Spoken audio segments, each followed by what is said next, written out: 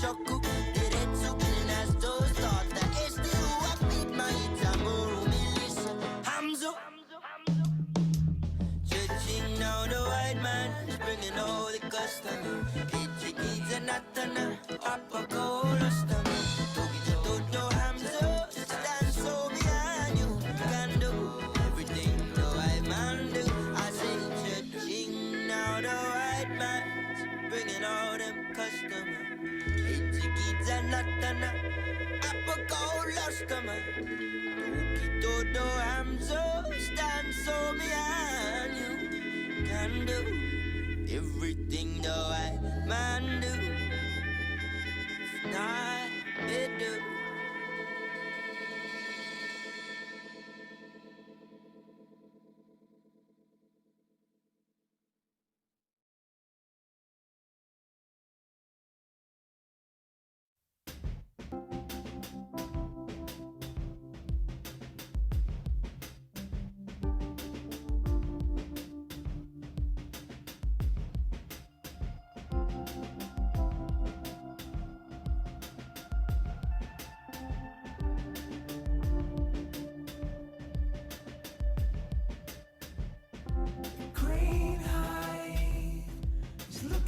Down on a city at night, from gilded room of gold marble and soft perfume. He's proud to say he built his fortune the old-fashioned way. To succeed, there's only one thing you really need. $1 million loan. Nobody makes it on their own without $1 million loan. And you'll reap what you've sown from $1 million loan. Call your father on the phone and get that $1 million loan.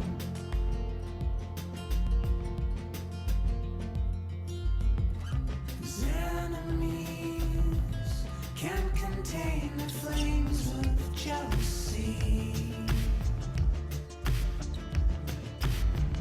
With brutish charm, the women flock to be on his arm. 'Cause it's a sign of weakness to apologize.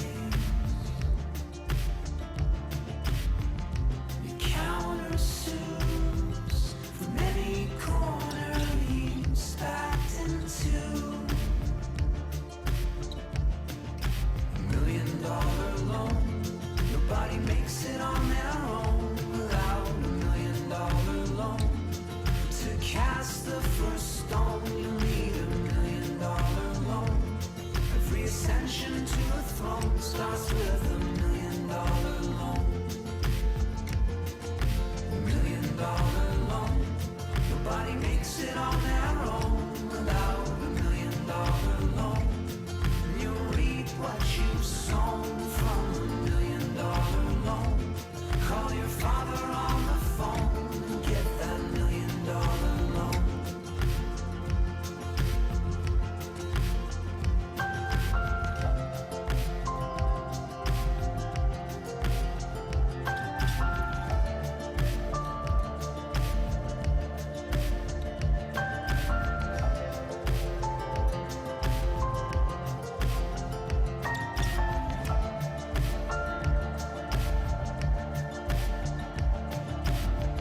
Siren screams through the city as he falls asleep.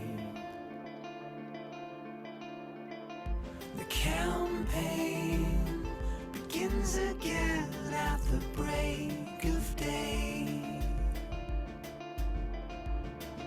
$1 million loan. Nobody makes it on their own without $1 million loan. To cast the first stone, you need $1 million loan. Every ascension to a throne starts with $1 million loan.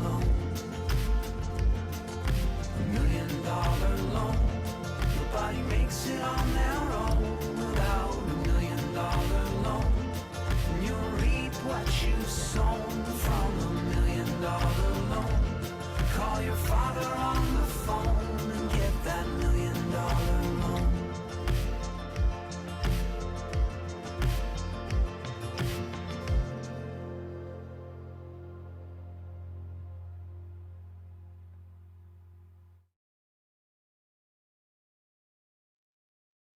All right.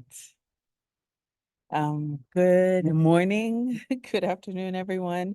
Thank you so much for being here. We'd like to start with our WESTAF preamble and shared commitments, and a little bit later we will do introductions. So I will hand over to Josh and Marcelina. Thank you. WESTAF shares a fundamental and abiding commitment to equity, accessibility, inclusion, and belonging.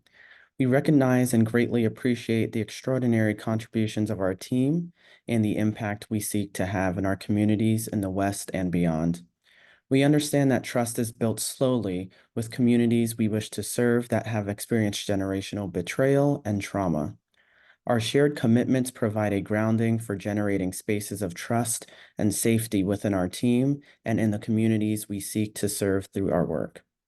We are dedicated to seeing these commitments reflected in our work over time consistently. Shared commitments. We value humility, learning from our mistakes, and asking questions to gain deeper understanding.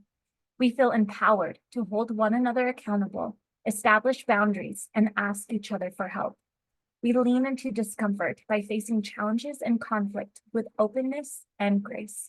We stay present by listening actively, being mindful of body language, and participating to the fullest of our ability. We share from our own experiences and grow as a team through the inclusion of every individual voice. We prioritize accessibility and are mindful of our language in ensuring belonging for all. And now I'm going to hand it back over to Josh to share our Zoom norms. Thank you, Lena. Please keep your microphone muted when not speaking. That's located in the far left corner. Please rename yourself to your first name, your city or town, and your state or jurisdiction abbreviation. And there's an example right there. Click on Participants, hover over your name, and click the More button to change. To ask questions or make comments, please use the raise hand function and/or write your question in the chat at any time. And we'll keep a lookout for those questions as you put them there. Click on Reactions in the middle of your screen and choose Raise Hand, or click on Chat in the middle of your screen to write your question or comment. Live transcripts, closed captions are turned on.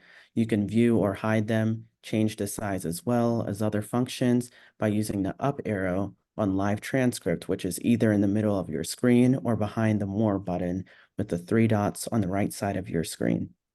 And now I'll turn it back over to Anika to go over our session overview outline. Excuse me. No worries. Thank you so much, Josh. Just want to make my screen a little bit bigger. Okay. All right, so our goals and outcomes for today are to ensure that this program, the Cultural Sustainability Initiative, is informed by these perspectives of those in our region whom we intend to serve. So that would mean all of you that are here. We want to gather feedback on the program design. Sorry, this is just a little bit too small for me. Hold on.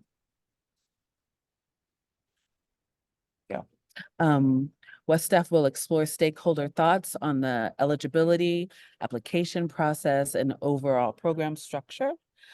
So that's what we're going to be doing today. And we want to harness experience by sharing experiences as arts organizations of color. Stakeholders will directly contribute to shaping the program that addresses the well-being of the organizations and communities they serve. And so just after we do the introductions, we'll do a brief program overview, and then we'll start the roundtable questions. We'll have a quick break, And then we will do part 2 of the roundtable questions. We'll have some final reflections, and then we'll talk about next steps in closing.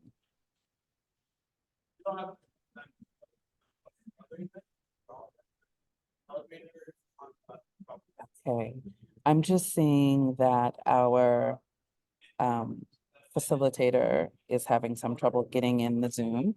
So just before I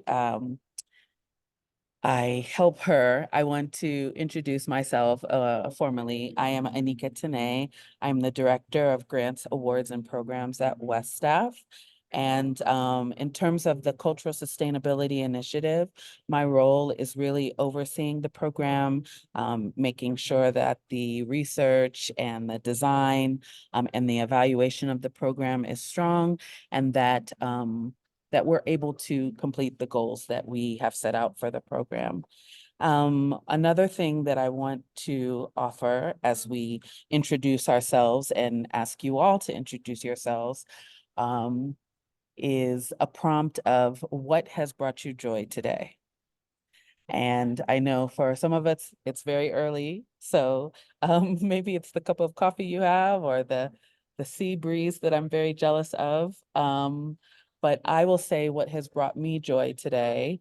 I'm actually in Denver, just arrived this morning, and the sun has been shining. I had a great lunch with a colleague, and yeah, everything's been going smoothly so far on this trip. So that definitely brought me joy today. And I will hand over to Josh to introduce himself.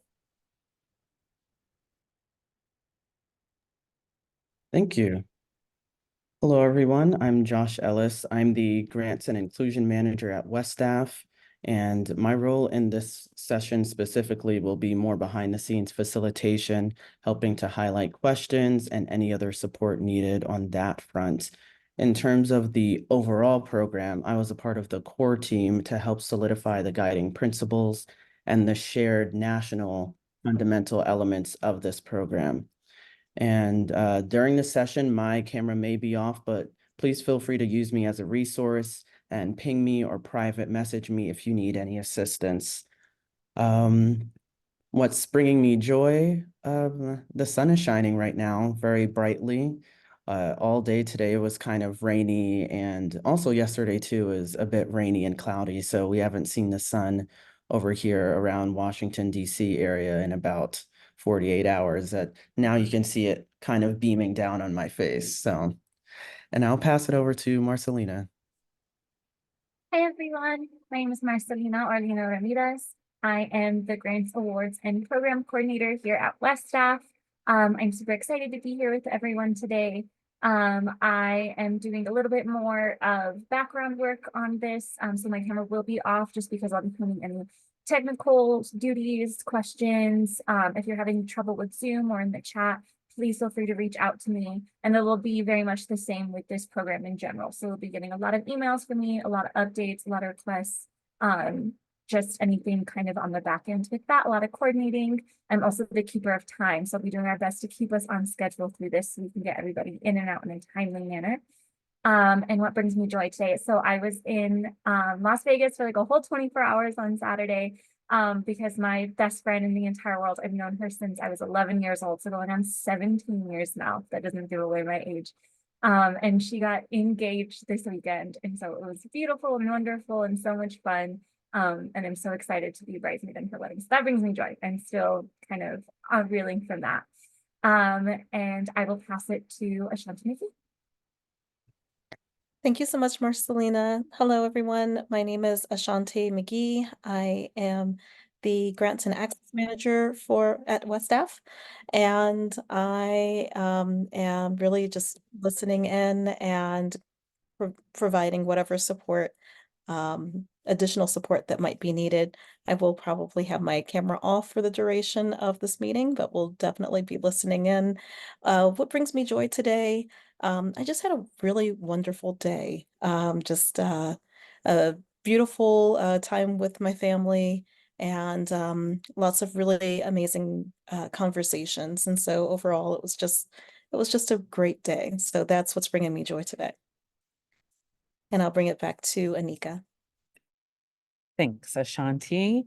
And so now I want to take some time, if we can go to the next slide, to introduce our facilitator for today. I know that Yvonne had some flight delays, but I see that you're here on your phone, and just take a breath. It's all good. It's all good. No worries at all.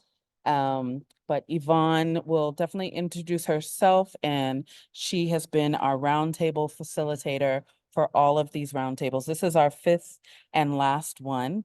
So we've saved the best for last. And I just want to ask Yvonne to please introduce herself.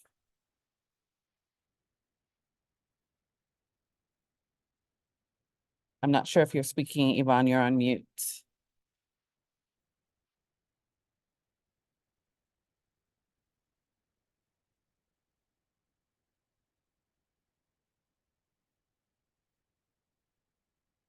Can you hear me okay? Yes, can hear you now. Excellent. Well, hi, everyone. Thanks so much, Anika, for the breath, because I needed it. Yes, flight delays, but I showed up. I'm in my hotel room, even though I can't see you all. I'm delighted to be here with you. My name is Yvonne Chandler-Neal, and I'm a cognitive scientist.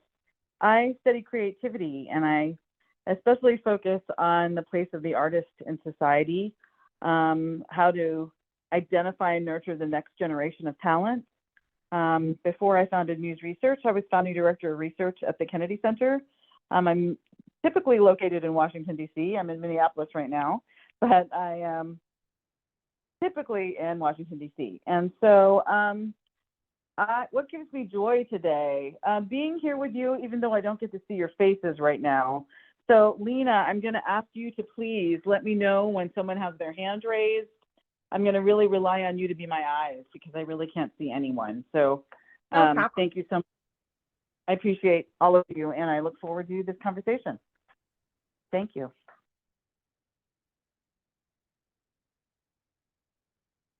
All right. Thank you, Yvonne. Thanks for being here. And now we are going to turn it over to all of you to introduce yourselves just before we talk about the program. I know that we have several organizations that are here from the, or folks that are here from the CNMI and from Honolulu, I'm sorry, from Hawaii. And I just want to make sure that I have the list for who we anticipated being here as participants today, and happy if others were able to join as well. So the list of participants that I have is Chris Guerrero, Emma Perez, and Jen Coleman. Then I have Becky Lind, and I have Nina Guerrero. So I'm going to call on those folks first to introduce themselves. And then if there are others here that represent the Pacific, we definitely want to make space for you as well to introduce yourself. So we're just sharing our name, our organization, our role in the organization, and then something that has brought us joy today. So I'm going to start with the folks from 500 Sales, and I see 3 people on my list. So Chris, Emma, and Jun. Hi there, this is June Coleman from 500 Sales, the executive director. I'm actually coming in from Hawaii right now, broadcasting from Hawaii. Zoom had a little difficulty, but I finally got in there. And Joy, I got to see my grandson this morning, first grandchild. That's the big joy for today. Thanks. Wonderful.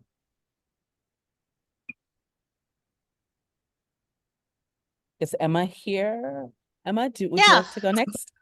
Hi, I'm Emma Perez. I'm the co-founder and board secretary for 500 Sales. I'm also the senior advisor for Mango, the Marianas Alliance of Non-Governmental Organizations, who we also do a lot of work helping artists with grant applications and things like that. What brought me joy today, of all things, I shared your preamble. because I just, we see those things all the time. We live but when you talked about body language, it was just like a light went off in my head. So I shared it with our team because that's an important part of being aware of what you're doing and who you're talking to. So anyway, that made me really happy. So I shared that. So thank you. Thank you. That I'm sure that makes all of us happy as well. Thank you. Chris, over to you. Hi, Day from Saipan here in the CNMI. My name is Chris Guerrero, and I am the managing director with 500 Cells. I'm just happy to be here. But yeah, one thing that brings me joy is I think I'm highly motivated by food. So um, there was a couple of loaves of bread at a local bakery that they don't make it all the time, and I was able to snag a few. So looking forward to having some sandwiches later after the call. Right on. Awesome. Yes. Thank you, Chris. And thank you, 500 Sales. Becky, yes, over to you. Aloha. Aloha, can you hear me okay? Okay, great. My name is Becky Lind. I'm the Executive Director of Hama Arts. We're a nonprofit arts and culture organization in East Maui. And yeah, what I'm happy for today is that the sunshine came out. It was raining all morning long, so really nice. Thanks for having me. Thank you. Is Nina here? Oh, there you are. Aloha. Aloha. Yes, I'm here.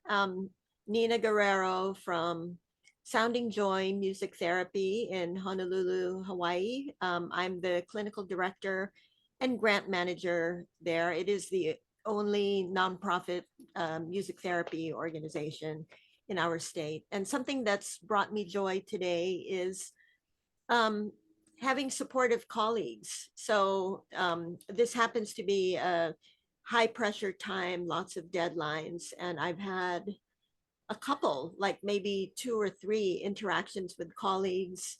I was feeling very pressured, and they each responded with a kind, supportive word. So that made me happy. Love that. Thank you, Nina. Are there others? So that is the list of folks that I have, and I see there's a couple of other people. So we'd love to make sure that you're introduced as well. Donna, aloha. Aloha, I'm Donna Blanchard. I'm the managing director of Kumakuhua Theater in Honolulu. We're in our 53rd season of presenting theater written by and about people here. It is also a beautiful day now here, and I live in Windward, Oahu, and the sun has come out. It's really gorgeous. We had a really productive weekly staff meeting this morning. I'm super grateful for both of those. And we just finished that meeting. It ran a little long, so I'm eating lunch. That's why I'm off camera, but I am listening intently and taking notes. Sorry. Nice to see you all. Thank you. And Lori, are you observing? Are you from the Pacific? I just want to check in. You're welcome to be here as an observer. I just want to make sure to acknowledge you if you are specifically from the Pacific. Okay, writing in the chat.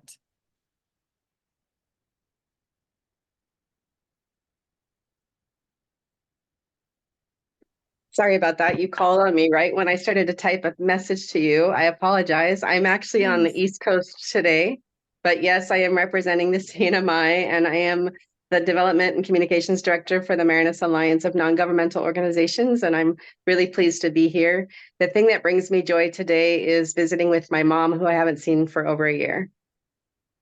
Beautiful. Thank you. All right. All right. Thank you, everyone.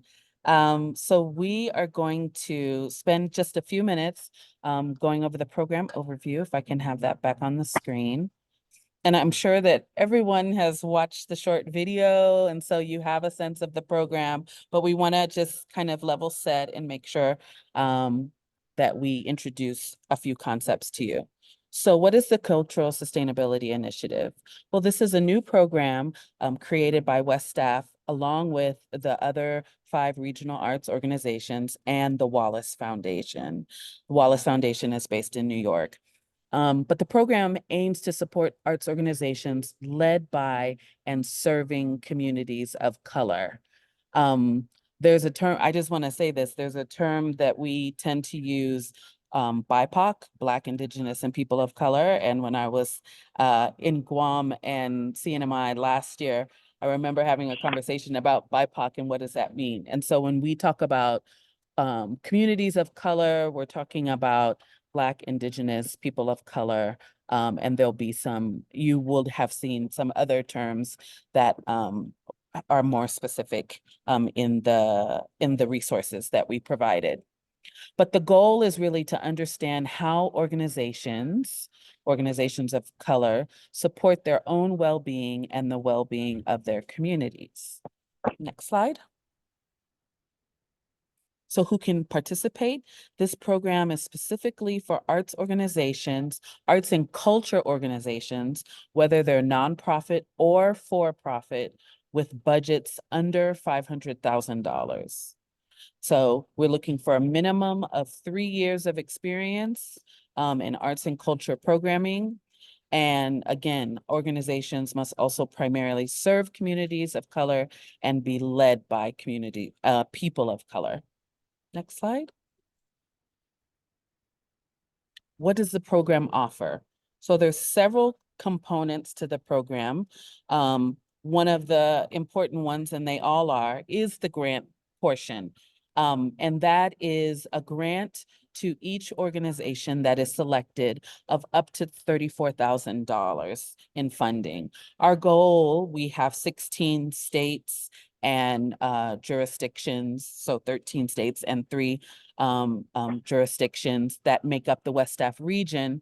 And our goal is to provide at least 2 organizations in each state and jurisdiction with this grant. There's also learning communities. So the grantees will work together in cohorts based on the needs that they share, that they have, problems that they want to solve, and we'll group folks according to the different interests. They'll be able to build networks, and those all will happen online. And then we will have in-person retreats. These in-person gatherings are really focusing on our own wellness, the opportunity to collaborate and to share knowledge. And then regular support, WESTAF and contractors that we hire, like coaches, et cetera, will check in with the organizations on a monthly basis. And those may be brief phone calls or Zoom calls. And then there's the research that particularly the Wallace Foundation is doing to better understand organizations of color and their needs. Next slide. And how can organizations apply? So there are going to be 2 parts to this application. Part 1 will be open to all eligible organizations, and that part 1 will be looking for some basic information, essential details about the organizations and the communities you serve. We are hopeful that we aren't asking questions that are difficult to get the information. We just want some basic information and make sure that we have representation across the region. And that first part of the application will open on May 20th and be open for about a month. We'll talk a little bit about that later. And then part 2, after we receive all of the applications, we will screen them for eligibility, for reach, and so on. And then by invitation, we'll invite folks to participate in part 2. We don't know the numbers yet. We've been talking about it through doing these roundtables, but we don't have those numbers. This second part of the application will be a sort of an opportunity for those invited to explain how the organization benefits the community and why this particular program would be helpful to do that work even more. Next slide. And so today we have convened you and come together with you because we sincerely want your feedback to make the program as beneficial as possible. This session will inform the program's design. And some of the things that you're going to hear Yvonne ask you today are asking you, is this a good thing? These questions, this design that I've shared with you so far and that you watched in the video and looked at in the slides, is this correct? Is this right? Does it resonate with you? And so we're looking to make this program stronger. It doesn't mean that we will create the program over again, but we're hoping that we're on the right track and that these conversations that we're having with you and your representation of your community will help us to make it even stronger. So with that, I will hand over to Yvonne to get us started with the questions. And Lena, as you heard earlier, Marcelina is our timekeeper, so she will keep track of time. Josh and Marcelina will also be putting the questions in the chat as Yvonne is sharing them so that you can refer to the chat if you want to read the question. All right, Yvonne, over to you. Excellent. Can you all hear me okay? Yes. Okay, excellent. So we are actually going to try something new here, only because I'm not able to see you due to some technical difficulties. So I'm going to ask Lena or Josh to send me an email or a text of the name of the person that wants to speak or has something to say in response to the question so that we can kind of hear from everyone. There will be some questions that, of course, resonate more with you than others, and I want to encourage that kind of conversation. And if something sparks, based on the question or something that someone else has said, I want to encourage you to kind of engage in that dialogue, because that often happens in these sorts of conversations. We just really it reminds us of something that's happening in our own organization, so we want to uncover that and really be able to discuss it. So we're all friends, so I want us to be able to feel comfortable in sharing things that are really going to benefit everyone. That's what this is for. We want to engage in these dialogues with you for that reason. So let's start with the question around the idea of community collaboration and feedback. How are you addressing your community's needs and interests through your work? And how has community support directly contributed to your organization's success? So that's a big question. We want to know how you are addressing community needs through your work, through your programming, through your community partnerships, all those sorts of things. So who would like to begin?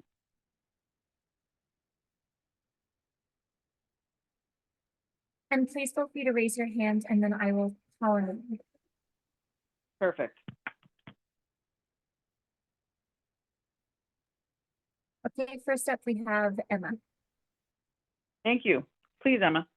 Yeah, thank you. Just to get us going. Culturally, often being the first is something we don't do, but I come from two worlds, so I'm jumping in. So I work with 500 Sales, and we are we are working towards cultural revival of maritime traditions that were lost. The Chamorros in the Mariana Islands had we were here for 4,000 years and had a canoe culture that was completely lost as a result of Spanish colonization. So right now we're trying to get canoe culture back into daily lives. That will be workforce development, but also it gives the youth something that they can relate to, that they had something that existed for thousands of years and that their ancestors were brilliant and brave voyagers. So we're going for workforce development. We're going for something very, very deep. And that kind of the community's buy-in and participation has helped with our success in doing that. And so we just keep continuing, and one thing leads to another, that leads to another. And that's 500 Sales. That's amazing. Thank you. Who else would like to share their experience with their community? How has it helped you? And what have you noticed as impact? What are the kinds of things that you can tell? You can use those impacts to really demonstrate that it is meeting the needs of your community very specifically. We have Donna. Thank you, Donna. Hello. Hi. We've had, for a long time, we've had artist classes available at Kumukuhua Theater. And we did a couple of shows recently that were, one was focused on Samoan community, one was focused on Micronesian community, and we had a hard time getting enough Samoan actors to fill in the cast of all those who should have been Samoan. So, and same with Micronesian. So we recognize that somehow we're not reaching into these, we're not getting these people involved in the theater. And if we don't have actors and playwrights from within all of our communities, then we can't serve our mission. So we, in 20, we got an EIDL loan that we're very grateful we didn't have to use. So we decided to put it to good use, and we added some programming, including education programming that we offer 100% free to our community. It's gone over really, really well. We went from, and our classes were very modestly priced. $120 for a 6-week-long acting class. And we weren't filling those classes. Now that we're offering free, we're getting people from all of the communities here in Hawaii, and we're overfilling the classes by twice as much. So we're continuing to add more and more classes, and our board of directors made the commitment to, we're still paying our instructors to teach classes. So it's been, we're working on making that sustainable, and it's been very successfully embraced in the community. Oh, excellent. Thank you. Who else would like to speak on this? How are you addressing your community's needs? We have June, then Chris, then Nina. So June will go first. Thank you. Thank you, June. Can you guys hear me? Hello? Yes. Okay, just checking. Oh, yeah, I just want to share that with regards to our community, I've seen a lot of pride instilled in them, and to see the participants, you know, where families come out and get to experience this unique part of our culture. It helps, I think, greatly with the cultural pride and remembering that the accomplishments of our ancestors are really relevant to today and helping to guide us in our daily lives. Just the importance of observing and appreciating and respecting nature. That's a big part of what the community, I think, has gotten out of it. And just based on a lot of the testimonies, you know, it is a lifetime memory for people, especially our community. And a lot of them have made it a point to seek more knowledge with regards to our culture and to the canoes and the sailing and the building. And I think that's what's inspired me, is to see the younger generation as well stepping up and getting more involved and sparking an interest in this part of our culture. But That's amazing. Thank you. Thank you. And we had someone that was going to follow you. Please go ahead. Yeah, so just to piggyback on what Emma and June has mentioned about how our work is inspiring our culture to just learn more about our culture. I think we have a current class right now teaching traditional navigation, and one of the high school students, she literally just said, like, she's here because she's kind of disconnected from her culture, and she wants to learn more about it. And she literally still lives here on Saipan. She's a high school student. So that only just speaks volumes on how maybe disconnected some of the diaspora might be, who don't live on the islands.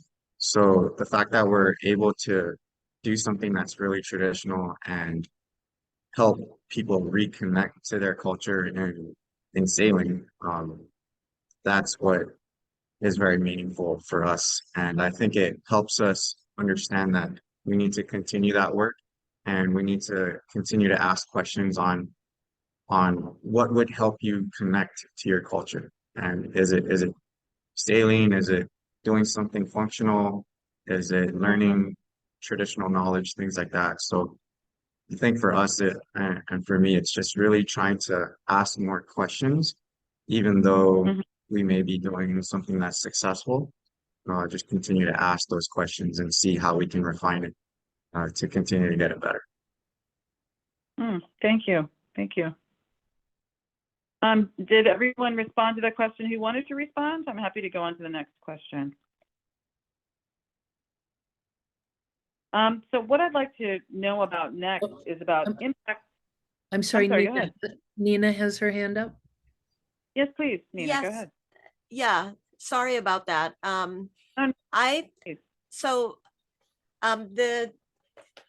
music therapy organization that I work for has the challenge and the privilege of being able to use music as a cultural resource, you know, that belongs to everybody. It draws upon the traditions of, you know, all the diverse groups that inhabit our state, and to provide a resource for empowerment and healing. So many of the clients that we work with are, you know, people with a wide range of disabilities, physical and psychosocial disabilities, medical and mental health challenges, various at-risk circumstances, especially facing youth and families. And,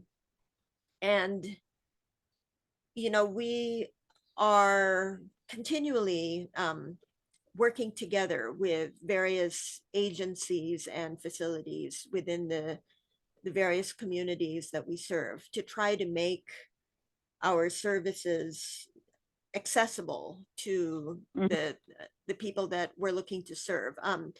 Music therapy is not covered by insurance or any other, you know, form of subsidy from the government or from insurance companies. And so we are very much dependent upon the collaboration and, you know, the initiatives of various community organizations, community centers, child and family support services, organizations that provide care to kupuna, older adults.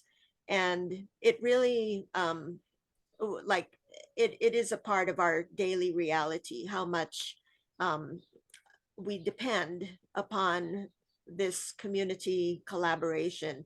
And it often happens that when the grants that we have applied for run out, the community facilities that we're working with themselves have difficulty accessing resources to sustain the services. And so creative solutions are very much needed. Absolutely. Okay. Thank And you so much. Yvonne, I think Becky, did you have your hand up? Yeah, Becky is gonna share with I us. did. Thank you. Yeah, my a little slight technical difficulty. I shifted to my phone instead of my laptop, which is fine. Here I am. You guys can hear me? Yeah. Okay, great. Yep. Yeah, Hana Arts, you know, we serve a rural, underserved area and provide arts and culture education at the school, which is one of the more underfunded schools in the state. And we step in when like with the fires, we were able to leverage our concert platform to become a fundraiser, become a place of community and art therapy, where people can come together and create. We provide access and opportunity that would just otherwise not be available to our community. And every time we face adversity, during COVID, we stepped in and created art packs, and that ended up being partnering with the Maui Food Bank, and then we were distributing food boxes with art supplies, and we definitely uplift our community in ways that are appreciated, that lead to better relationships, connections, economic opportunity. Yeah, thank you. I think we just lost Yvonne. Oh, she No, came she's still back here. on another device. She came in on another device. Yay! Thank you. Yay. Hi, everyone. Much better. I can see your faces. So hello again. Thank you so much for your comments. I really appreciate it. Next, we'd really like to talk about sustainability and impact. So now beyond financial support, what other resources or initiatives would be helpful for ensuring the long-term success of arts organizations of color? So you talked about some of the programming, the effects that these programs have on the public you serve. So think now about what other resources would help you keep those programs afloat or expand. Other than financial restraints, what are some things that would help you? And now that I can see your faces, I'm not going to be shy about calling on you. So please, who would like to respond? Yes, please, Emma. Oh, you're on mute. Thank you.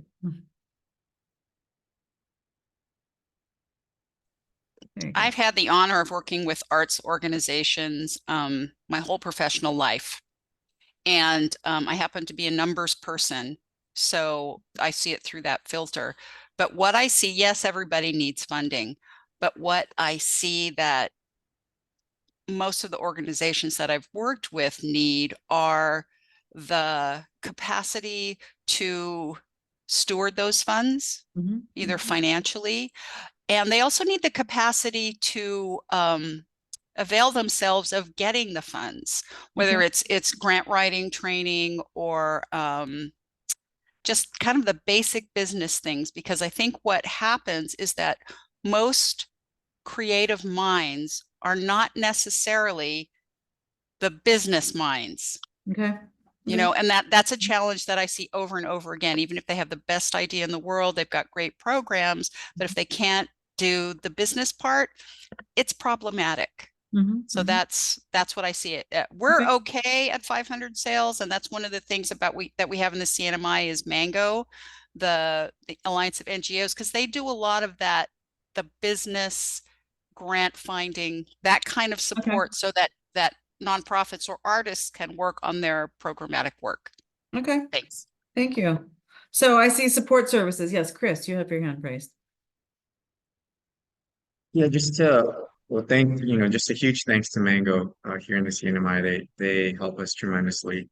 And just another one for me is I get the privilege, and like I'm really just kind of shocked sometimes of my mentor is Emma. So I get to learn from her, and really just kind of having that mentorship is kind of invaluable.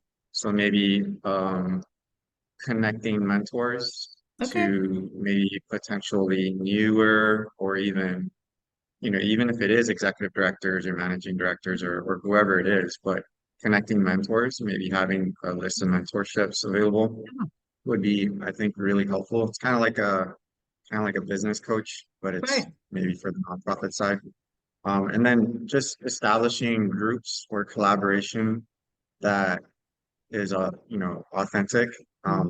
Obviously, I know we're all over the place, but if we could have more opportunities to kind of just sit at the table with each other and share ideas, I think that's super helpful, because you may not have thought about something that someone else has kind of already overcome that challenge, or maybe the challenge, they did it in a different way. So I think that would be helpful. So just mentorships and just more chances for us to collaborate with each other.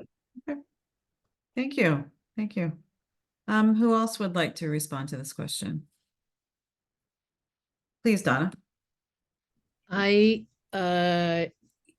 yes, love the ideas already presented, and I just want to say the Hawaii Alliance of Nonprofit Organizations here, we're lucky enough that in 20 they pivoted really quickly to offer mentorships for a lot of nonprofit leaders, and I'm just so grateful to have that in my life. I want to say spaces. Okay. And I say that because here on Oahu, we are located in Honolulu, the population center, but there are a lot of populations that aren't coming into town. And if we take a show to Kapolei, to the leeward side, people will show up to watch it, but we go through backflips to get into those spaces ourselves. Okay. But if I may, I want to add one more thing, and I don't know how this might be possible. There was an episode of NCIS in Hawaii about a year ago that they actually talked about is there any theater in Hawaii? And the actors saying their lines said, no, not really. There's some high school theater, but that's about it. Wow. And I was president of the State Theater Council at the time, and I was emailing everyone I could to say, how can I talk to these people? Why don't they know about us? I wish that there was some way so that when a business like NCIS comes into town, they are informed of cultural practitioners and truly locally devoted arts organizations in that geographic location. Interesting. Just to throw this out, I'm just wondering if there's opportunity to partner or at least keep communication open between your Department of Tourism, because often you have to come through there to get license and permits to do this kind of work, in Hawaii. So I'm saying this because my husband's in entertainment and I know what he has to do that. So I'm wondering if that might be an entry point, just, and I'm happy to talk more later, but I just want to, as an idea so that they know about you and they can tell others, you know what I mean? Yeah. We work with them. Oh, good. They've gone through a lot of evolutions lately that I think they've had higher priorities, but yeah, I will keep up that mission. Oh, excellent. Becky, you had your hand raised and then I saw it go down, but I'm going to ask you. Yeah, thank you. Yeah. So one thing that we see in our future that would be a wonderful way to support is currently all of our facilities we lease from the state or from the county, and we would love to have our own art center one day.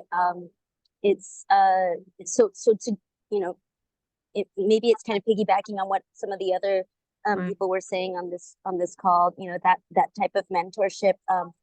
It's more than just writing a grant, right? Because then you got to have this whole business plan for it. And a lot of the properties here in Hana, they come attached with, well, now am I a landlord? Do I own a flower farm now?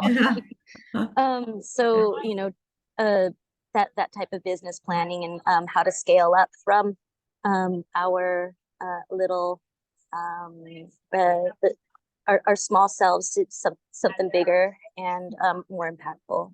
Right now, all of our performances are in a tent. We'll bust up a tent and lights and sound, and then it all comes down and open air in the grass. But then we are on the windward side, and it rains a lot, and just one of those things. Like it's the pipe dream. Okay. So looking at how to move towards that. Yeah. Thank you. Thank you. Now, Donna, something you said about spaces, I'm wondering if it's also about physical space, much like what Becky's talking about. Is that something that you all are needing, like a collaborative kind of conversation around physical space where you can either assemble, perform, hold office space? I don't know. I just want to make sure is that something that is common to some of you, or? Yeah, definitely. It would, if we had there are spaces that we can rent that are just out of our price range, or in order to have performances there, we would have to charge the public so much that we're defeating our entire purpose of taking a show there. Sure. So if there were some consortium of us, along with perhaps someone within our government who could help, there are empty spaces all over the place that we really need access to, and we could help create positive foot traffic into those spaces as well. Excellent. Thank you. Anyone else want to speak to that? I'm happy to go to the next question. Okay, so how would a combination, we talked a little bit about these mentorship ideas and the idea of collaborating. Now, how would a combination of cohort learning sessions, networking opportunities, and professional development resources be most valuable to potential grantees? So I'm trying to build a little bit on what you've already spoken about. So in terms of the actual grantees for this program, what do you think about how those things you've already mentioned can actually help you as a grantee in terms of technical assistance, professional learning opportunities? What types of things would be beneficial to you as grantees? I'm thinking about President Obama's Fellows Program. Yes. Where he just gets a lot of great minds together in a room. And that alone doesn't require a lot of planning and organization to just, maybe a retreat among us. I think that would be immensely powerful and helpful for us. There may be a lot of resources I know of that Becky may not be aware of that may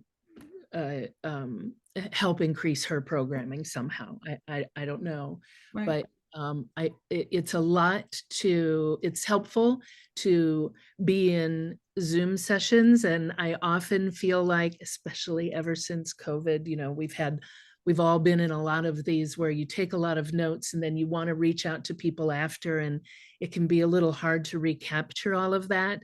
Whereas there's a theater conference coming up in Chicago next month, and I know we will create new things because of the opportunity to ride in elevators with people.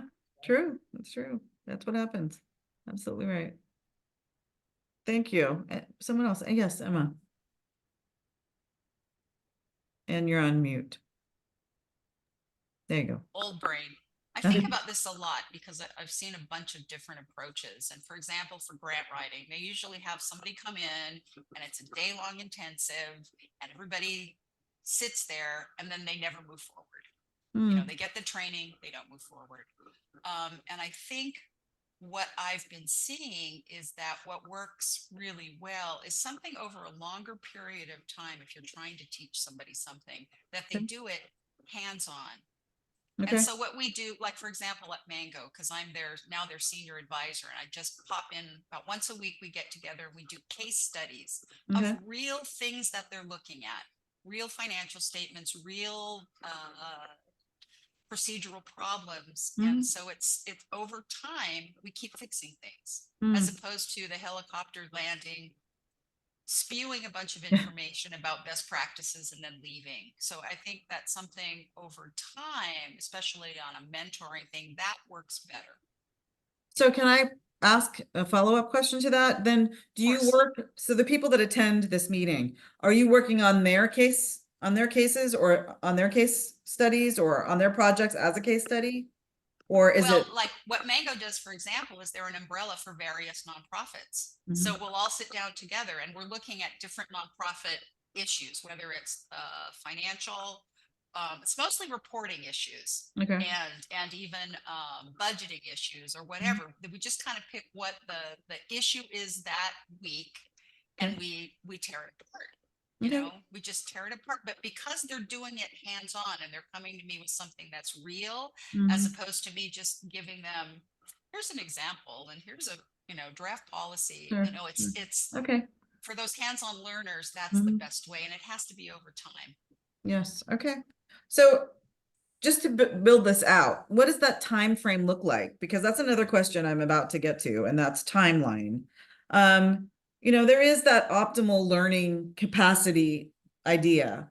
You're also embedding your workload into this time frame. So, you have your regular work in addition to these professional development or professional learning opportunities, these kinds of, practical applications to get a grant written or something. What does the timeline look like? So let's talk about timeline for the grant itself. Considering all this professional development and these sorts of things as well, what do you think about the timeline? Do you think that the application, the deadlines, the grant disbursement is realistic and allows for effective implementation? Considering all these other technical supports that we're also trying to embed, what do you think about that? Is the timeline realistic?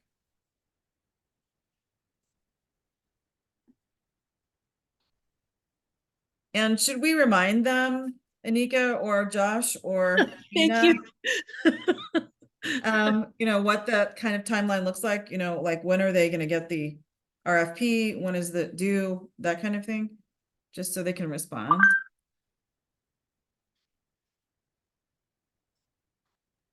Yes, I'm looking for it right now. Thank you.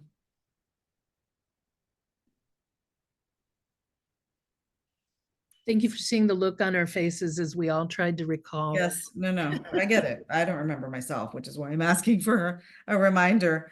But in the meantime, while Lena's helping us with that, I do want to ask about specific topics or skill sets that would be most beneficial to cover in the technical assistance. You talked about these case studies and how that's helped you in this other program with Mango. So talk to me about, for this particular grant competition, what sort of technical assistance topics would be most helpful for you all? And then we'll come back to the timeline. Donna, I see you cogitating. Yeah, I'm cogitating hard. I think that what Emma mentioned, that there are a lot of I'm thinking about all the theaters on Oahu, all of the smaller nonprofits. And you're right, a lot of us get into this business because we're artists first and then have to learn the pragmatic side of things. So I think that and all of us have been inundated with here's a whole bunch of information, now go off, and it's really difficult to stick with things. I think that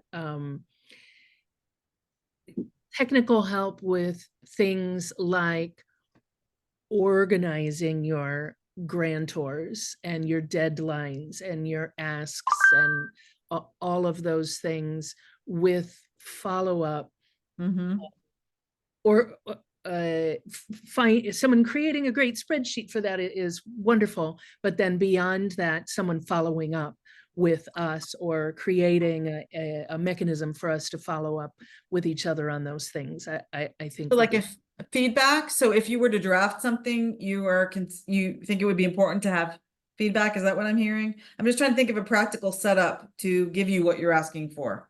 Is that? Yeah, I think feedback, and there's certain things like my board at any given time will ask me for a full rundown of all of the grants, who's pending, what deadlines are coming up, what was awarded. And it's incumbent on me to either maintain that information to make it easier for myself. But if it, I guess what I'm forming in my head that I think would be helpful is to use the idea, and maybe this is a good opportunity for maybe collaborating via Google among us monthly. This is our topic that we're working on right now. It sounds like a writer's group, how people get together and kind of look at each other's drafts. I mean, maybe it's that kind of thing where you share drafts or you partner with someone and you swap and, do you think this addresses what the ask, or, do I need to put more of something here? Or, you know what I mean? Maybe it's that kind of a workshopping your draft to each other in some way. But Yeah. us, setting up a mechanism for you to do so, whether it's, working groups or structured time or, that kind of thing. Anyone else? Like, what do you think? You talked about grant writing support in another context. What does that mean to you here? Like, what other kinds of technical assistance could help you? I just want to say, like, maybe the best, or at least the support that I think would be most beneficial for us would be kind of the internal support from the grantees, so that we're not submitting something that might not even be, like, they look at it as kind of like they didn't really do what we need them to do, or something like that. But I think it would be helpful for us to have just kind of some feedback from who we're submitting it to, whether or not we're on track, or if we're like, we need to pivot 180 degrees and just kind of turn the other way. But I think that, like, kind of early feedback will help us submit something that's actually, I guess, maybe even worth the Right. time of the person who's reviewing it as well. So what's really, that might be I'm sorry, I didn't mean to speak over you. But to address your point, there is that two-step process where you have that letter of intent and then people are invited back. But you're saying that even for that letter of intent, you'd rather have some feedback so that, because if you don't get that letter, if it doesn't go beyond the letter point, then you aren't invited back to continue with the full application. So you're saying, even with that letter of intent, you want some feedback so that you do have a better chance. Is that what I'm hearing? it just might be helpful at that point, especially if you're new to it. You may not know exactly what they're asking for, or what they're looking for. So, and then there just might be different viewpoints on it that you didn't think about. Okay. So having maybe a little bit more feedback in the beginning might be helpful. Okay. So thank you. Anyone else want to speak to that before we get back to the timeline question? Any other technical support specific things? Becky? Yeah, I always get a lot more out of a phone call, if I could just talk story with someone and kind of roll through some of the ideas that are, bouncing, and which one that, might be the most viable or have the most a merit, So we do a lot of stuff. So which one should I plug? Yeah. Okay. Thank you. Anyone else? And then I will go to this, to the question we had earlier about timeline. Can I add one? I'm going to add one Yes, more, please, Donna. one more idea. I think that there are a lot of tools available that we may not be aware of how much easier it can make our lives if we get everyone on board with Slack.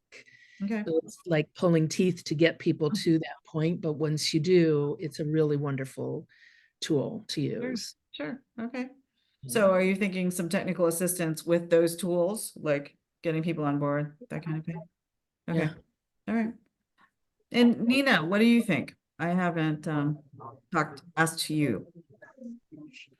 Well, I think a lot of ground has been covered. I think assistance with communication is, certainly an idea that I have often thought about, since, especially with different time zones, being in Hawaii, applying for grants from various foundations in different parts of the country, or even internationally, it is helpful to get good advice on communication systems. I was also thinking about the importance of financial advice. I mean, maybe this is more in response to the previous question. It's not necessarily a form of technical advice, but it's mentorship in financial and business matters, because what we've often faced is the difficulty of having the operational capacity to carry out the grant projects for which we've received funding. So we've had successes in obtaining grants, but somehow, the revenue that they bring in is not sufficient to sustain the personnel that it would take to successfully implement the projects. And I Right. feel like there are a couple of, missing links there where, it would be very helpful to get coaching around making it sustainable. I mean, it certainly impacts our well-being. We're a very small organization. There are only 4 of us, and so we're often just spread really thin carrying Sure. out these grant projects. Yes. Yeah. Okay. Thank you. Lena, I want to ask how much time we have before I jump into this question. I want to give We people time. only have a minute left, so Okay. we're All right. Anyone have any other things to add about technical assistance? And then we will have Lena tell us what's next, and then we'll have a break. Donna, are you just unmuted, or did you have something you want to add? Oh, I'm just unmuted. Okay, no problem, no problem. Okay, and again, any of these topics, if you think of something else that you'd like to add, even if we have moved on to something else, by all means, come back to it. But Lena, this might be a good time for us to get a break and then come back with a fresh question. Yeah, so we are going to go ahead and take a 10-minute break. So please be back in 10 minutes, so 50 after the hour.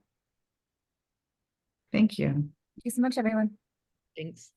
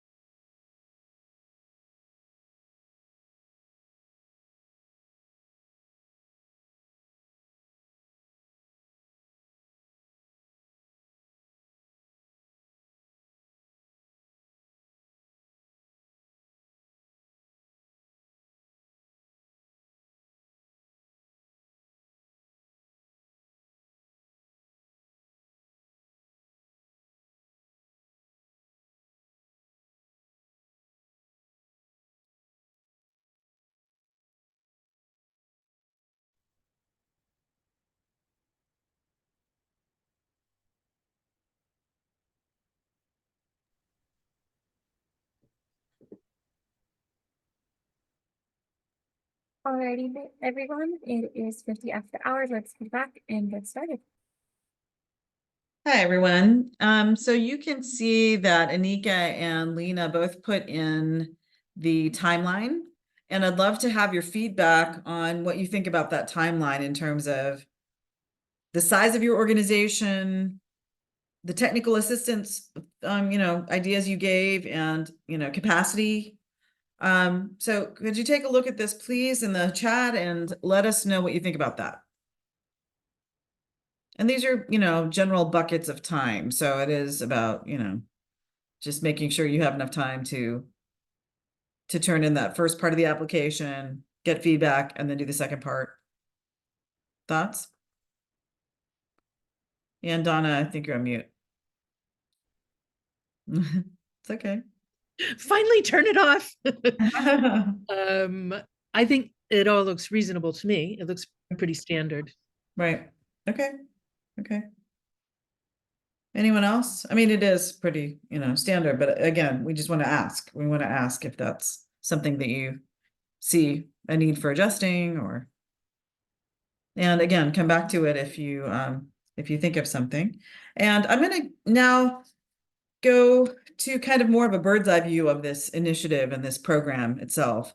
And let's talk a little bit about program design and eligibility. Do you think or feel that the definition of an arts organization of color accurately reflects the organizations you know and work with? The actual definition, arts organization of color. What do you think about that? Does that reflect who it is you serve and work with?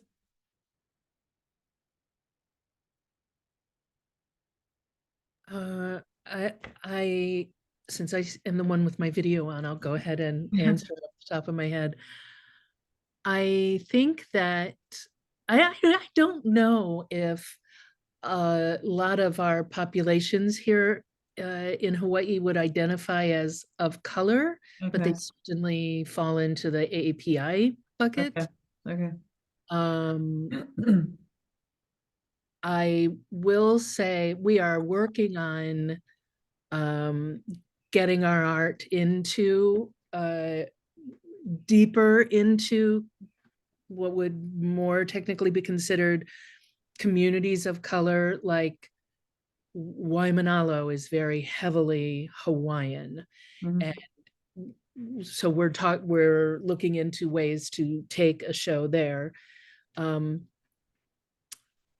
It's difficult to judge when you come into the theater and you look around. You're going to see a lot of different colors, a lot of different variations of melatonin in the room.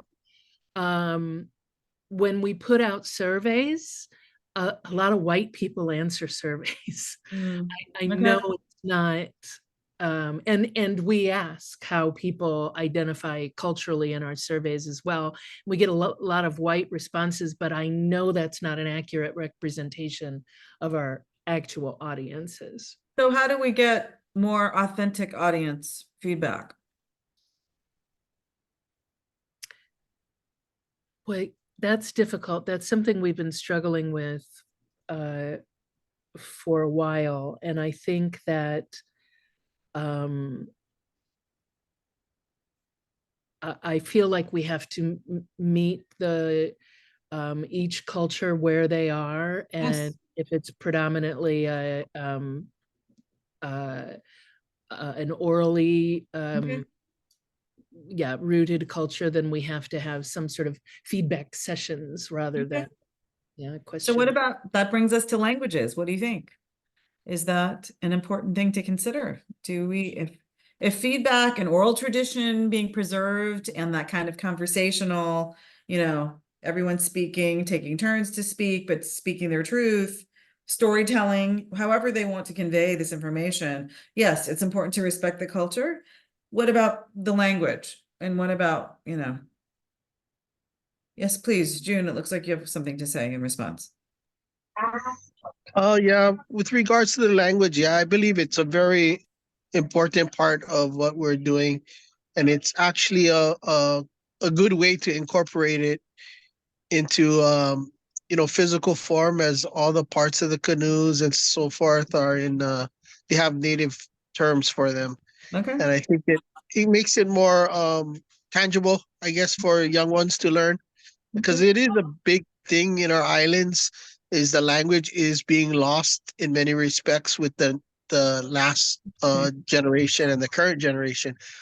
But yeah, any opportunity we have to incorporate language as part of the lessons or activities, it's always encouraging for our people. I did want to circle back a little bit regarding what was talked about earlier with the organizations, the BIPOC basically. Or I think what's great about it is it's specific, but it's not exclusive. So what I mean is others can, participate, but our target is our own peoples, and to build the cultural enrichment, the knowledge, the traditions.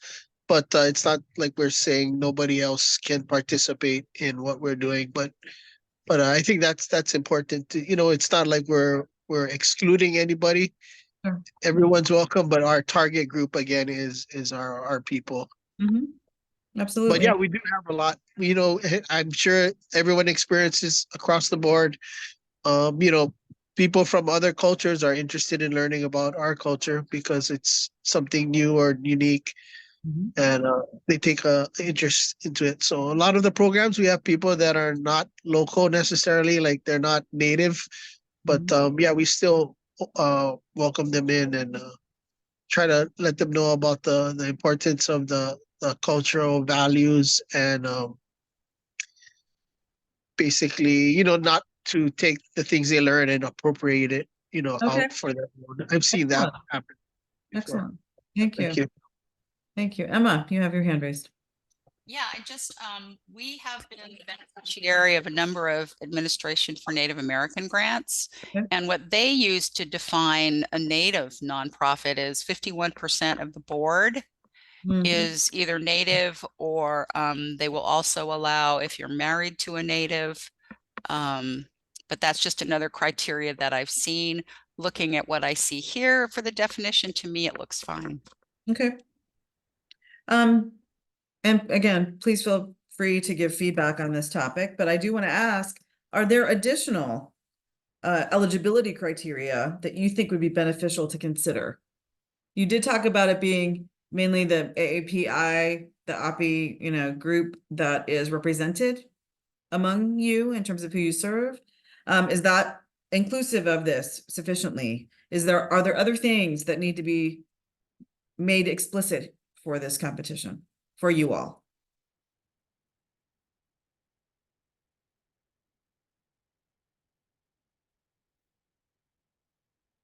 And forgive me if I missed it, but I didn't see any delineation for its run by AAPI or people of color, but is there a percentage? It's 2 of 3 criteria. And sorry, Lena or Josh or Anika, I'm going to ask you to please put that in the chat. It's already in the chat. Oh, It's is it? actually in the chat. Yeah. Let me see if I can find it. Oh, there it is. Yeah, 2 of the 3 criteria. So essentially those 3 at the bottom, organizations also must meet at least 2 of the following criteria. 1, led by persons of color, artistically and or administratively. 2, predominantly in service of Black, Latine, Asian, Arab, Indigenous, Pacific Islander, and or Caribbean communities, or another community of color, and or founded by and for a community of color. So does this answer your question, Donna? Well, almost. And I'm Okay. asking because I'm very, very white. My artistic director, my counterpart is Hawaiian, Japanese, Chinese. Okay.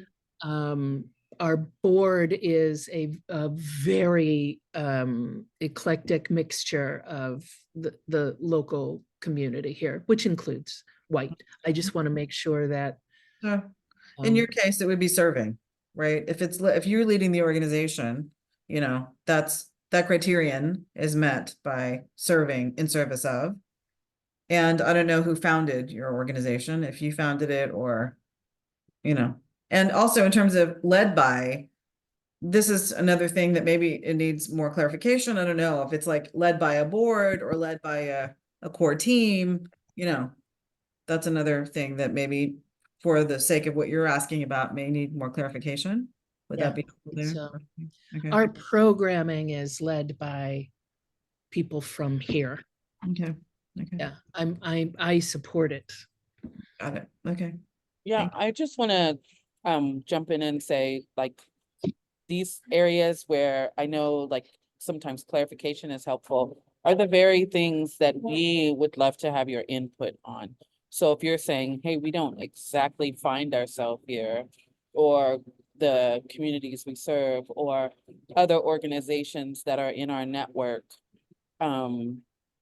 you know, that would potentially apply, don't really fit this. Here's why, and here's what would work for us. That would be amazing to hear about that from any and all of you.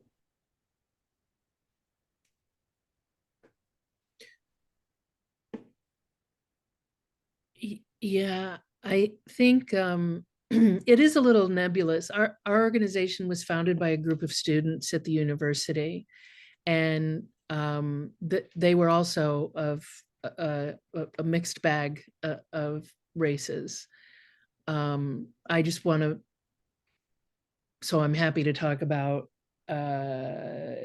do we need to, should there be percentages listed for this? Should there be a delineation between programming should be led by majority people of color?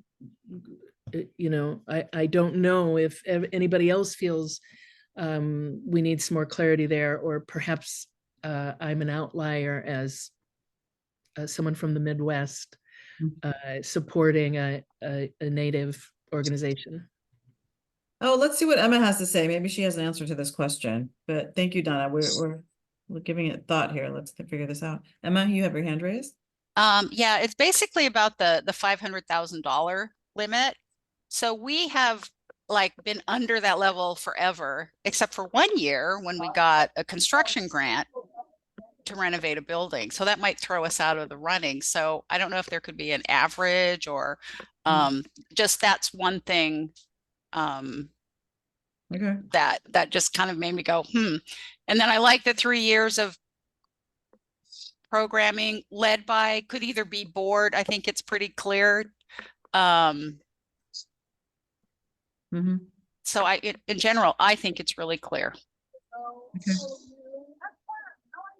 And I'll just name, thank you, Emma, that, you know, there's different things like capital, a sort of increase for a particular thing, or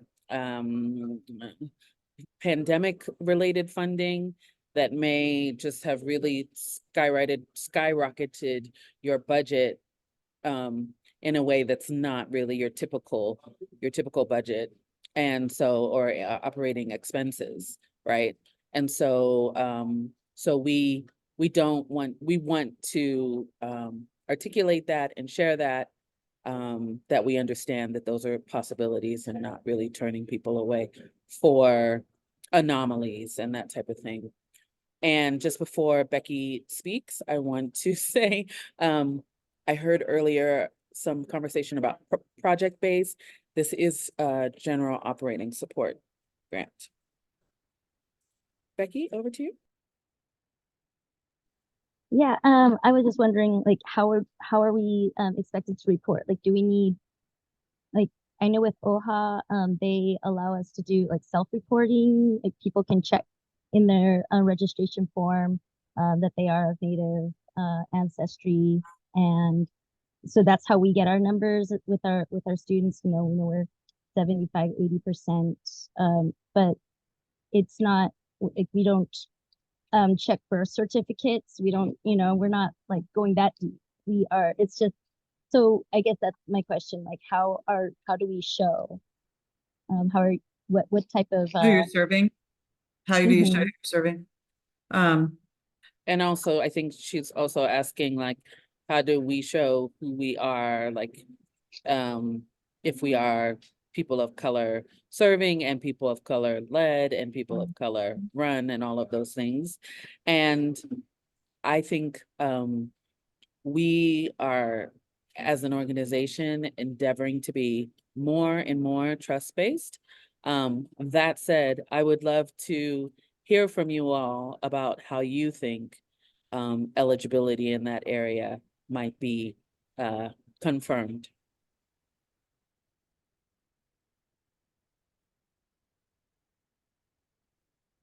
Yeah. please, Chris, and then Emma, please. Yeah, so the criteria to me, I feel like number two is kind of the most important thing. Um, because like one and three can kind of start asking a lot of questions like, you know, was it founded by someone of color, or who's leading it, and are they of color? But I think number two is it's really kind of like the most important thing.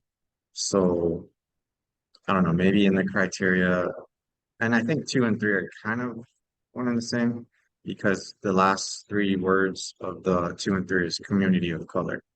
So I think that for me, at least when I'm reading it, I'm focusing on just the people that we're serving.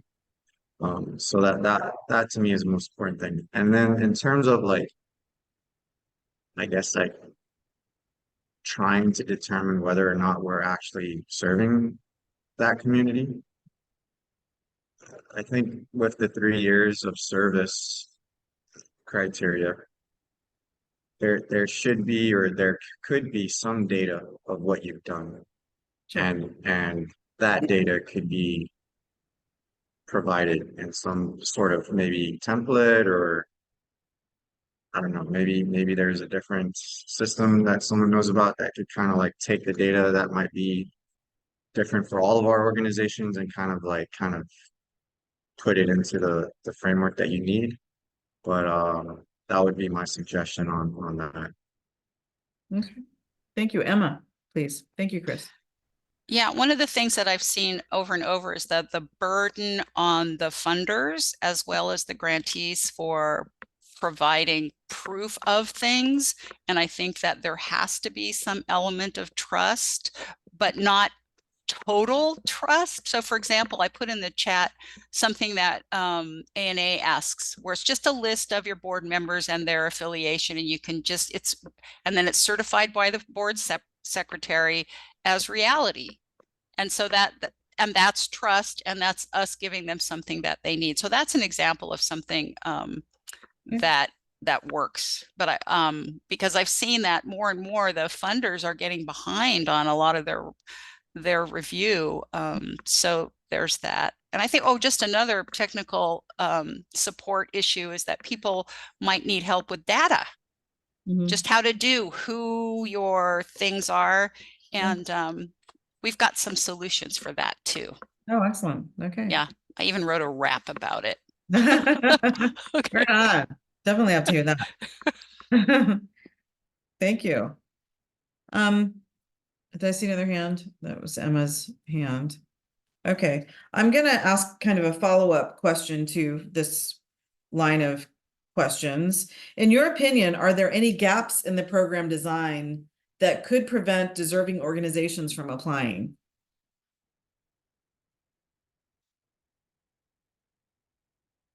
I mean, we really need your feedback on this one. What do you think? Please, Emma. So I know that WESTAF has had some other opportunities out here in the CNMI, and people didn't know about them. They still don't know about them, even when it came time for the assistance after COVID. So you got to find the partners in the area that can get the word out. For example, in the CNMI, I think the major contact WESTAF has is through the department. Let me see, it's CCAC. which is a government division, and that what might be better is to share information with a place like Mango, who has a membership and has the trust of the community on how to do stuff, and just look at getting the word out to those people and organizations that can then get the word out. Because one of the things that often happens in the small communities is that we often, the same people hear the opportunities over and over again. So we got to get it out past whatever is currently done. And so I just wanted to say, please ensure Mango is there, because we aren't competing against each other. You know, we have to get over that mindset. We're really working together towards getting something better for the community. Thanks. I just want to say, Emma, I really appreciate that, because that we felt that, right? And trying to navigate and know who, and even just in creating this roundtable, I'm just so glad that you're here and that you've surfaced that. And I will definitely be reaching out to you. Thank you. Excellent. And, you know, speaking to the platform that you just spoke about, how do we convey that idea from the perspective of not from scarcity, but abundance and collaboration? How do we kind of, you know, encourage that mindset? So it is about, you know, coming together and doing the greater good for more people, as opposed to there are only a few dollars available and, you know, we need to make sure that we're the ones that get it. You know what I mean? Like how can we facilitate that in the way that we message these opportunities? Is it through the collaboration portals and a way to convene and a way to foster that kind of communication among grantees? I mean, is that, yes, Emma? So I think one of the things you can do is in the communications, just say that this is a new focus and we want to get it out there to everybody, and that it's a program that, you know, might be growing, but don't be afraid. And I don't know, I mean, my experience is primarily in A&E, and once they told us that, because we were doing all these trainings, they said, if everybody gets 100 points on their grant, that's great. And that doesn't mean that that only a few will get picked from this area.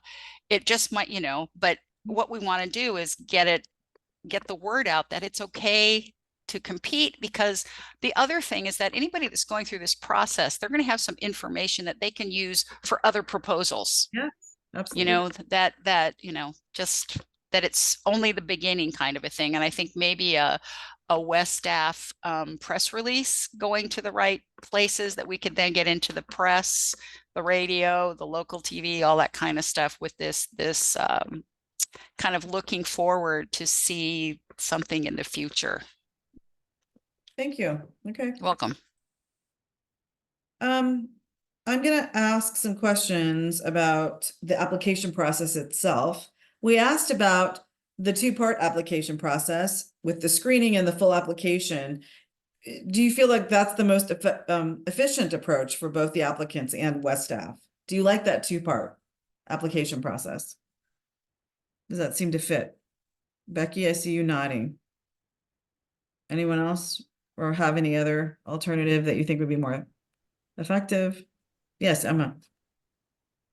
I see that more and more across all different kinds of funders. And I think it might be the funders' reaction to, we just get so much, we can't deal with it. So I mean, it's not, I see it through NOAA, through all kinds of things, NDN. So I think it's the new wave. Okay. Is it useful? I mean, does it make you feel like you don't have to put all that work into writing a full grant proposal like up front? But it, you know. Yeah, but it's kind of heartbreaking if you don't get to the second round.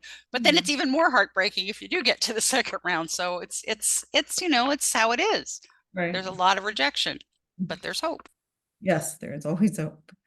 I just want to check in because I saw that Becky might have wanted to say something. I'm sorry, Becky, did I miss you? I'm not sure. Oh, no, I was just gonna, yeah, echo that same sentiment, just that, yeah, it's great to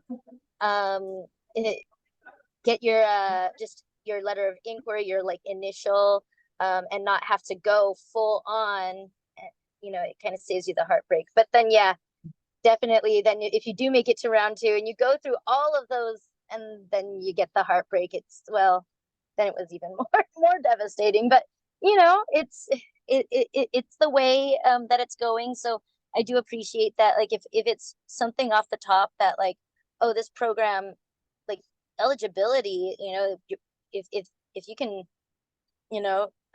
avoid wasting all of my time and your time just with that initial, then yeah, I appreciate that. Yeah. So that brings me to my next question. What type of information would be Sorry, most helpful? Yvonne, sorry. Yes, I go just see that Chris is unmuted, so I just want to check in with you, Chris. Please. Thank you. No, just to kind of go back a little bit on the abundance versus scarcity kind of comment, but I think what might be helpful is if the information that is shared might be more of a long term, like this is how WESTAF plans to help a certain region or whatever. And I know it would be a little bit more challenging on your part, but if there's like a 1 year plan of like these are the opportunities that are coming up, then it might be helpful for the people who are applying to see like, oh, there's more opportunities coming up that maybe I didn't get to part 2, but I could work on it. And then the next opportunity I could continue to get better at either the presentation or the idea or any of it. But I think just seeing that there's more might help with the idea of that scarcity thing. So Okay. just something to maybe consider on your end. Thank you. Thank you. So, the question I was about to ask is along the lines of what types of information would be most helpful to gather in the first part of the application process to determine eligibility? And Becky, you were speaking to that, so I want to see if you had anything you'd like to add to that question. Or anyone. Do you think in that first part of the application, there's something else that needs to be asked? I don't think I've seen the questions on the initial. Was that available? Maybe it was in a slide that I missed. Sorry. For the very first question, it's about the letter of interest, really. Is there something else? So the screening is the very first part, and then the full application. Is that your question? I'm sorry. So the kinds of things that we are looking for, or that we are thinking about for the first one, is really like who you are, your mission, vision, all of those things, who you serve. So sort of demographic information. We're hoping that that's not a huge lift, but I've heard earlier someone mentioning that, some people don't know where to get demographic information or, that type of thing. So, maybe technical assistance with that. But we're wanting to make sure that we get a good picture of who you are and who you serve. And then being able to take, we're going to get a lot of applications, we imagine, to be able to look at those. And this is what we typically do, look at all the applications across the region, making sure that there is representation of the various communities that make up our region. And just looking at the work that's being done, if there are, I don't want to say too much. I just want to know, like, is there a way that would not be too burdensome to be able to tell enough of your story about who you are and who you serve, that it's not like really like a drain on your capacity? And if you had a month, more or less, to do that, Is there anything in particular? Is there a strategy in particular that you think we could take?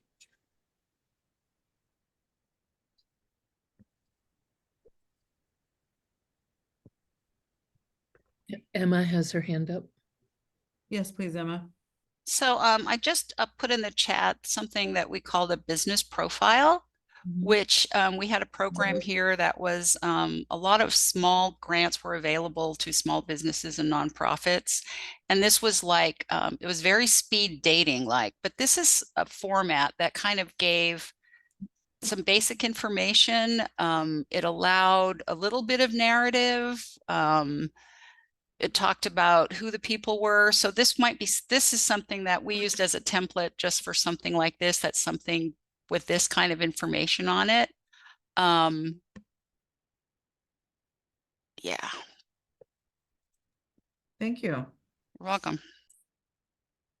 Excellent. So that you kind of touched on this, Emma, but for the full application, what kinds of questions or format would be least burdensome for applicants while still providing WESTAF with the necessary information?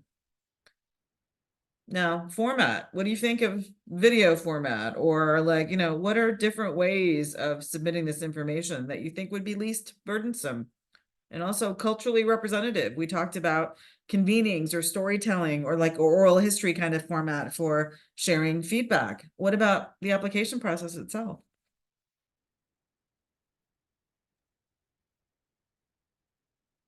Yes, Emma and June, please. Oh, sorry, I just lowered my hand. Okay, June, please. I think it's pretty unique. I haven't seen anything like really that could compare to the options that are given, you know. That really is something I think we could entertain. I mean, everybody loves writing narratives, but just a joke. But yeah, offering that multi, you know, media venues to share with what you're doing. I think the question I would have is like, you know, how do you evaluate, like say somebody puts together this awesome video presentation and, you know, it's got all the hooks in there. And then you got somebody who's a great writer, writes a very profound piece of describing their programs or their organization and so forth. You know, how does the reviewers, you know, do you favor one over the other? You know, I think that would be a challenge. Well, you I know, think, like, yeah, and to address that, you know, what about a community of your peers creating a rubric where you decide if they meet this criteria, regardless of whether it's in video or written format, if they meet this, you know, they have gotten full points for that or whatever, you know what I mean? But it's developed by a community of peers as opposed to, you know, kind of a hierarchical kind of arrangement, you know? I mean, that's a thought. It's a thought. yeah. Yeah. Also, you know, I've seen other, you know, where they have this point system, and then you know, they tell you how much points you're gonna get for this portion. And I'm not sure if that's something that WESTAF was thinking of, or I'm kind of not that in favor of it, but it does give you a like a metric or like a rubric to base your content on that. What would you prefer in place of that? Like if, you know, it tells you how important it is, like it's worth 15 points out of 100 or something, but what would be more helpful to you? I'm not really sure. I mean, I'm just thinking of the point system. It helps in many ways because you know how much you need to put into it and to meet that. But if it's not there, then you're kind of just giving it your best on every single question or you know, section. Sure. Emma, thank you. Thank you, June. Emma, I guess the question is, I guess it partly depends on how the review is done. And like you said, it's of your peers. what I've seen ANA do is they have a panel of reviewers who are not from the same region you're in. And then they look at all those things. So they would be looking at the video or the writing or whatever. And then if there were at least 3 of them, then they could give feedback on that or assign points or whatever the process was that wasn't regionally based and that would speak to them as individuals. So that might be a way to kind of leave it somewhat, it's more open and less numbers because of the different personalities. But again, that would be, I don't know who the reviewers would be to do that. Okay. Thank you. So this is also part of this question, but what alternative application methods, such as video essays or interviews, would be helpful for organizations with limited resources? And if so, what categories should a rubric include to address that? And we kind of touched on that a little bit. Do you think alternative forms of application should be considered? Yeah. Emma, is that a legacy hand, or is that, you have something you'd like to say to that? Donna, please go ahead. It's a real hand. Our community foundation did they had a grant available, and it was the first time a portion of the application process was an interview, and it was just so refreshing. And I'm the person who loves to write a narrative. Our artistic director is the person to put into the camera and have the conversation. But it was also really helpful. It was me and my artistic director and our board president at the time in the interview. And it was, I believe, absolutely refreshing for them as well to be able to, in real time, get that direct feedback from us and redirect the question as necessary. I love that. Okay, thank you. As well as the post application, the follow-up. Okay. Oh, the follow-up report should also be in alternative forms. Okay. Yeah. Thank you. And Nina, you had your hand raised.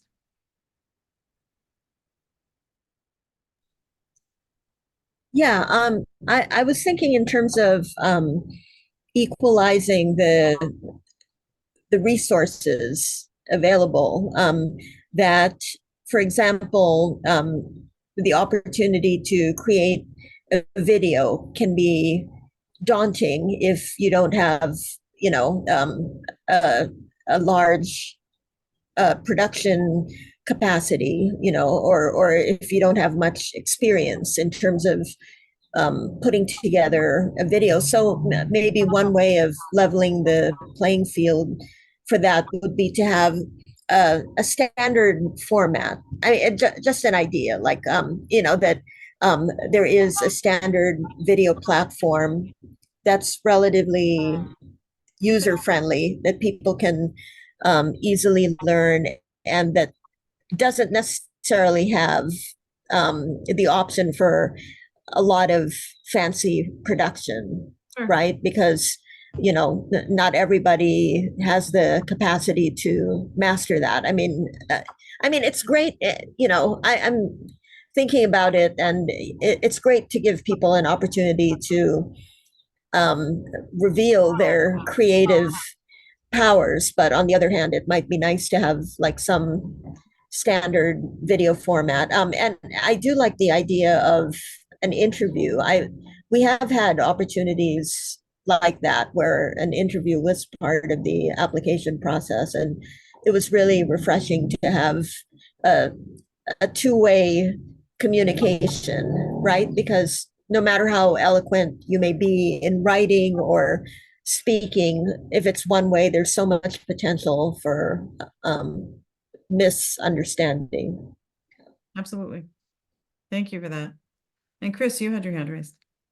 I just really would like to say yes to what Nina just said. A video template would be very helpful.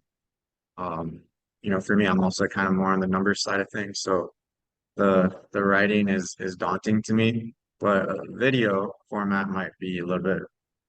I'll be able to express myself a little bit better, most likely in that sense.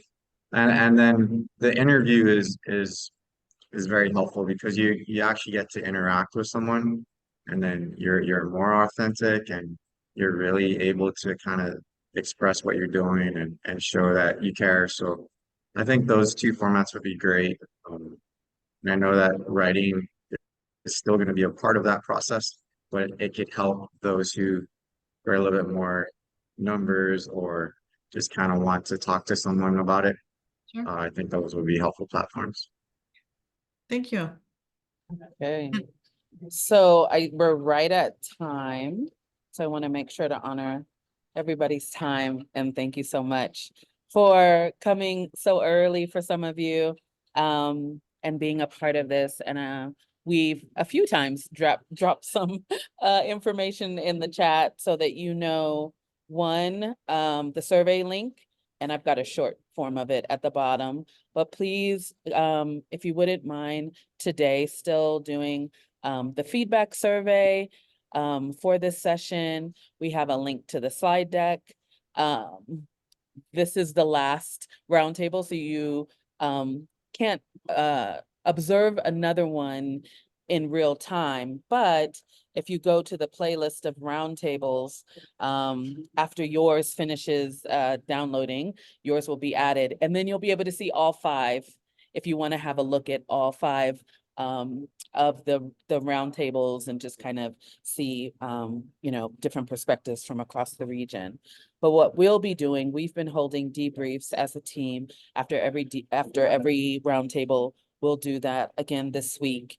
And then we're going to really look at all the feedback that we've gotten and share back with everyone that feedback, as well in an anonymous way, of course. And then also we've been thinking about some ideas, particularly around interviews. So spoiler alert, particularly around having an aspect be in an interview format. So we're going to definitely just love to get your feedback on that. And I really appreciate everyone's time today. I really want to, did Emma left? But, oh no, there's Emma. Just want to reiterate that what you said was really important to us. In terms of making sure to reach beyond the agency. The arts agencies are our partners, but we know that everything else, that certain people sometimes get access to things. So being able to know who else is out there is very important.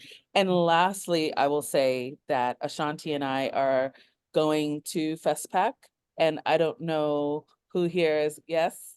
Okay. So we'll definitely be looking for you all and colleagues, and want to be able to connect in the middle of just, you know, being there and just witnessing the beauty of it all. But yeah, so we'll be there. And by then the part 1 application will be open and about to close. So we want to make ourselves available. If people have questions before, you know, submitting, or if we can show up with a laptop to help people submit, we're here for all of it. So just wanted to make sure to say that. And we will be in touch soon. Thank you so much. Mahalo. And we'll be in touch. Thank you. Thank you, everyone. Thank you so much. Thank you. Come see our show at FestPac.